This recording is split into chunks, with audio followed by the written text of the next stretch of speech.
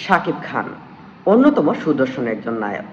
অভিনয় দক্ষতা বেশ ভালো, কিন্তু এই লোকটার পাবলিক অ্যাপিয়ারেন্স এতটাই খারাপ যা আসলে বলার মতো নয়। সিনেমার পর্দায় হয়তো ডিরেক্টরের গুণে কিংবা নিজের অভিনয় দক্ষতা এবং কাহিনীর প্রভাবে তিনি বেশ ভালো পার পেয়ে যান, কিংবা বাংলাদেশের অন্য অল্টারনেটিভ কোনো হিরো না থাকায় তিনি সবেদন এবং নীলময়ী।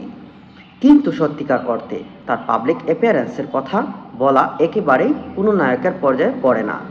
আপনি আমার সাথে দ্বিমত করতে পারেন, কিন্তু আপনি যদি শাহরুখ খান, সালমান খান, রণবীর কাপুর, এমনকি কলকাতার দেবজিৎদের কাউকে দেখেন, তারা যখন কোথাও গিয়ে কথা বলে দর্শকদের মুগ্ধ হয়ে দাঁড়িয়ে থাকে এবং কথা বলার মতো কোয়ালিটি বা ক্যাপাসিটি থাকে তাদের মধ্যে।